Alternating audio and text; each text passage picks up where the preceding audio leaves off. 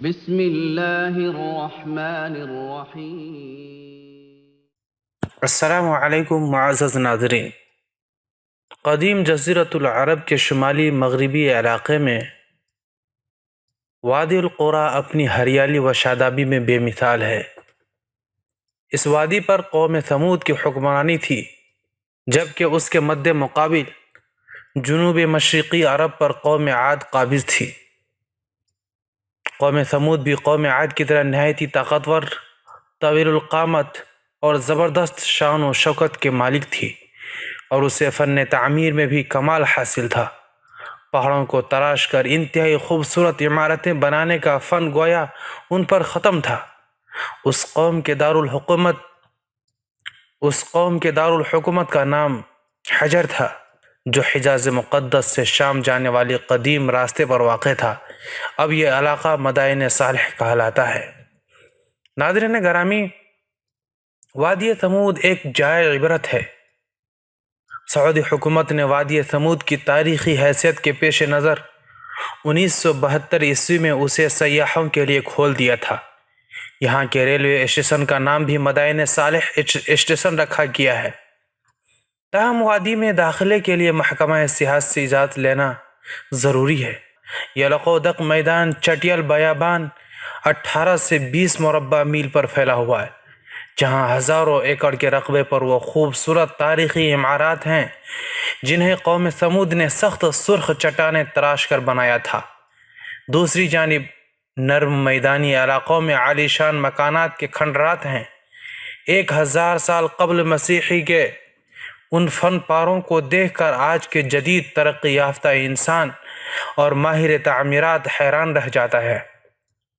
سرخ پہاڑوں کے اندر اس شہر خموشاں کی ہزاروں تاریخی عمارتوں کی موجودگی یہ بتاتی ہے کہ اس زمانے میں بھی اس شہر کی آبادی 4 یا 5 لاکھ سے کم نہ ہوگی، جسے ان کی بدعمالیوں اور نافرمانیوں کے سبب ایک زوردار، تیز اور ہولناک آواز کے ذریعے آنن فانن ہلاک کر دیا گیا۔ قرآن پاک میں اللہ تعالیٰ فرماتا ہے، بسم اللہ الرحمن الرحیم، وَثَمُودَ الَّذِينَ جَابُوا الصَّخْرَ بِالْوَادِ، اور ثمود کے ساتھ کیا کیا جو وادی قرا میں پتھر تراشتے اور گھر بناتے تھے۔ 2008 عیسوی میں اقوام متحدہ کے ادارے یونیسکو نے اسے سعودی عرب کا پہلا عالمی ورثہ قرار دیا۔ معزز ناظرین گرامی، قوم ثمود اپنی عالی شان محلات، سرسبز و شاداب کھیت کھلیان، خوبصورت مرغزاروں اور نعمتوں کی فراوانی کے سبب غرور و تکبر اور سرکشی کے نشے میں چور تھے، اور چونکہ تکبر اور کفر دونوں بھائی بھائی ہے تو یہ بھی ابلیس کے پیروکار بن گئے۔ حالانکہ کچھ ہی عرصے پہلے قوم عاد پر قہر الہی کے مناظر ان کے سامنے تھے، لیکن اس کے باوجود یہ بھی اپنے ہاتھوں سے تراشے ہوئے پتھر کی عبادت کرتے تھے۔ ان کے معاشرے سے حق و انصاف ناپید ہو چکا تھا، بے حیائی، فحاشی آخری حدود چھو رہی تھی، مقدس انسانی رشتوں کا احترام ختم ہو چکا تھا، رقص و سرود، عیش و عشرت، شراب و کباب ان کی زندگیوں کے لازمی جز بن چکے تھے۔ ایسے میں اللہ تعالیٰ نے اس قوم ہی میں سے ایک خدا ترس اور بہت ہی نیک انسان حضرت صالح علیہ السلام کو نبوت کے منصب پر فائز فرمایا۔ قرآن کریم میں ارشاد باری تعالیٰ ہے، بسم اللہ الرحمن الرحیم، وَإِلَىٰ ثَمُودَ أَخَاهُمْ صَالِحًا، اور ہم نے قوم ثمود کی طرف ان کے بھائی حضرت صالح علیہ السلام کو بھیجا۔ دیگر نبیوں کی طرح حضرت صالح علیہ السلام نے بھی اپنی قوم کو راہ راست پر لانے کی بہت کوششیں کی۔ وہ دن رات انہیں سمجھاتے رہے۔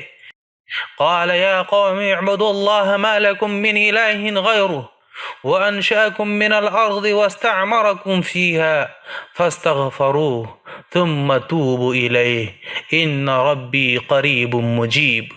اے میری قوم، تم اللہ کی عبادت کرو، اس کے سوا تمہارا کوئی معبود نہیں ہے، اسی نے تمہیں پیدا کیا اور آباد کیا، تو اس سے مغفرت مانگو اور اس کے آگے توبہ کرو، بے شک میرا پروردگار نزدیک بھی ہے اور دعا قبول بھی کرنے والا ہے۔ اس بات پر قوم ان کے خلاف ہو گئی اور کہنے لگی، اے صالح، اس سے پہلے ہم تم سے کئی طرح کی امیدیں رکھتے تھے، اب وہ منقطع ہو گئی ہیں۔ کیا تم ہم کو ان چیزوں سے منع کرتے ہو جن کو ہمارے بزرگ پوجتے چلے آئے ہیں، اور جس بات کی طرف تم ہم کو بلاتے ہو اس میں ہمیں قوی شبہ ہے۔ ناظرین گرامی، حضرت صالح علیہ السلام کی مسلسل وعظ و نصیحت اور اس کے نتیجے میں غریب لوگوں کا ایمان لانا قوم ثمود کے سرداروں کے لیے تشویش کا باعث تھا۔ دراصل غرور و تکبر کی دلدل میں دھنسے یہ لوگ اس بات کا تصور بھی نہیں کر سکتے تھے کہ کوئی عام آدمی اس طرح محفلوں اور چوک چوراہوں پر کھڑا ہو کر ان کے آباء و اجداد کے خداؤں کی نفی کرے اور صرف ایک اندیکھے رب کی عبادت کی بات کرے۔ چنانچہ اس مسئلے کا حل ڈھونڈنے کے لیے سب سردار سر جوڑ کر بیٹھے، اور پھر متفقہ طور پر ایک نتیجے پر پہنچنے کے بعد انہوں نے حضرت صالح علیہ السلام کو بلایا اور کہا، اے صالح، اگر تم اللہ کے سچے پیغمبر ہو تو ہم کو کوئی ایسا معجزہ دکھاؤ جسے دیکھ کر ہمیں تم پر یقین آ جائے۔ حضرت صالح علیہ السلام نے فرمایا، اے میری قوم کے لوگو، تم کیا معجزہ دیکھنا چاہتے ہو؟ انہوں نے کہا کہ ہم چاہتے ہیں کہ یہ جو سامنے چٹان ہے اس میں سے ایک ایسی اونٹنی برآمد کرو جو گابھن بھی ہو، بچہ دے، ہم سب کے لیے دودھ مہیا کرے اور اس میں فلاں فلاں خوبیاں ہوں۔ حضرت صالح علیہ السلام نے ان سے فرمایا، اگر میں تمہاری شرط پوری کر دوں تو کیا تم اللہ پر ایمان لے آؤ گے؟ انہوں نے جواب دیا، ہاں، ہم تمہارے رب پر ایمان لے آئیں گے۔ حضرت صالح علیہ السلام نے اللہ کے حضور میں گر گرا کر دعا فرمائی اور اپنی قوم کی فرمائش پوری کرنے کی التجا کی۔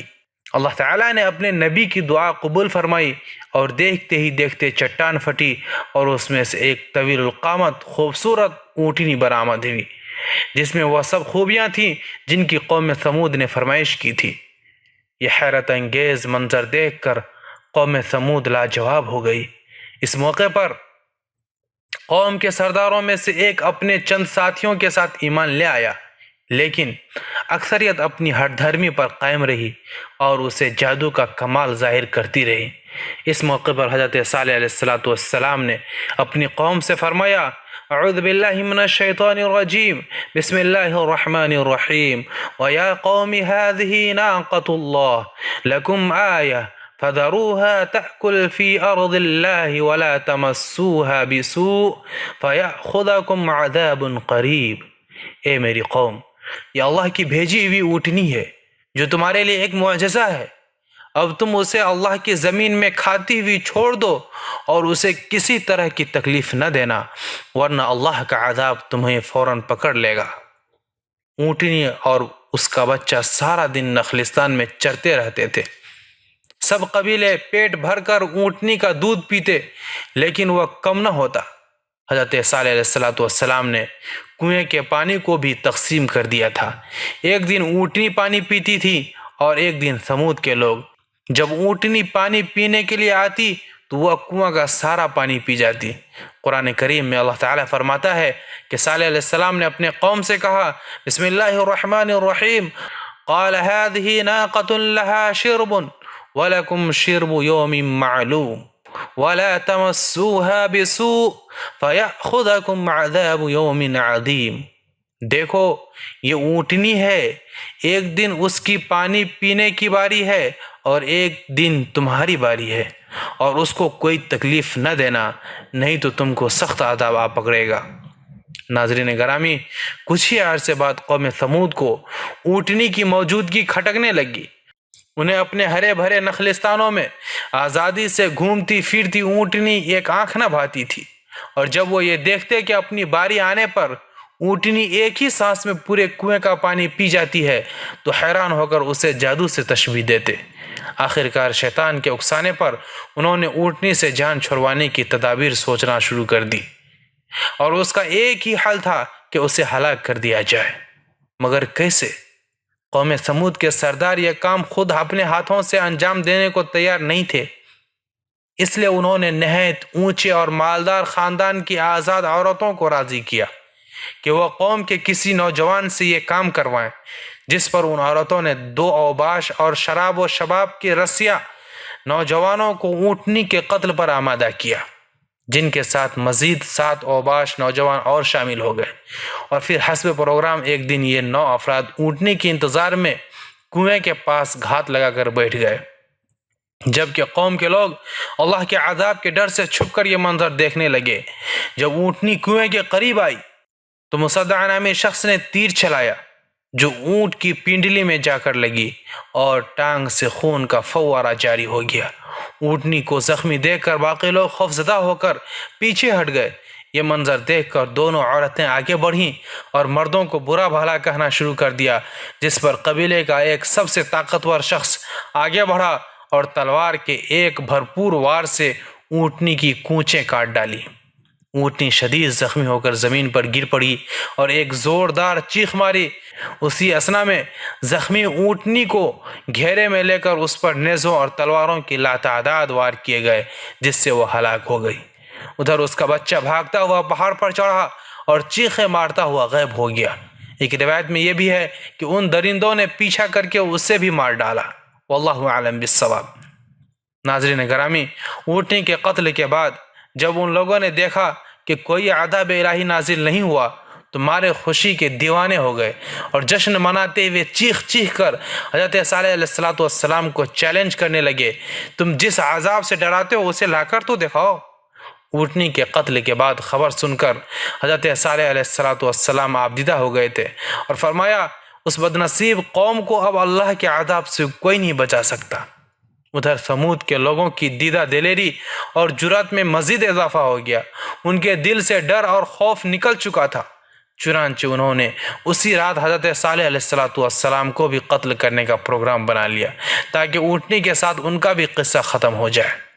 وہ 9 افراد ایک پہاڑ کی گھاٹی میں چھپ کر بیٹھ گئے تاکہ جب حضرت صالح علیہ السلام وہاں سے گزریں تو انہیں قتل کر دیں، مگر کائنات کا مالک قوم ثمود کے ہر مکر و فریب اور شیطان کی چال بازیوں سے خوب واقف تھا۔ چنانچہ پہاڑ سے ان پر پتھر برسائے گئے جن سے وہ سب ہلاک ہو گئے۔ دوسرے دن جب لوگوں کا وہاں سے گزر ہوا تو دیکھا کہ 9 کے 9 افراد پتھروں کے نیچے مرے پڑے تھے۔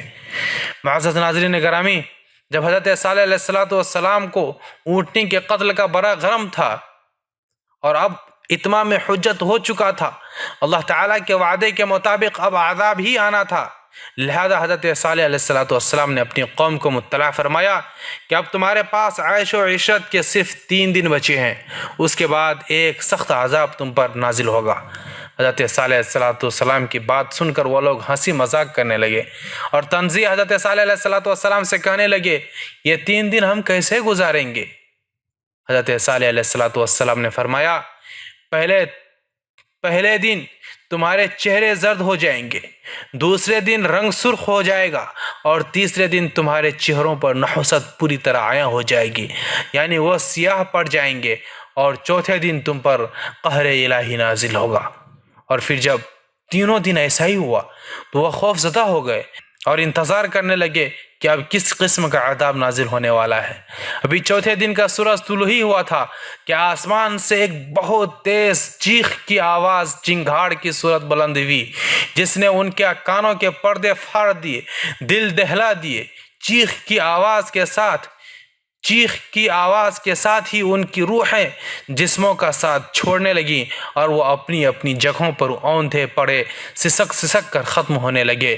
کچھ ہی دیر میں لاکھوں افراد پر مشتمل نہایت ہی قوی اور طاقتور قوم جانور کے کھائے ہوئے بھوسے کی طرح ڈھیر ہو چکی تھی، اور کفر و شرک میں مبتلا، غرور و تکبر میں ڈوبے لوگوں کا شاندار اور بارونق شہر خموشہ میں تبدیل ہو کر ہمیشہ کے لیے عبرت کا نشان بن گیا۔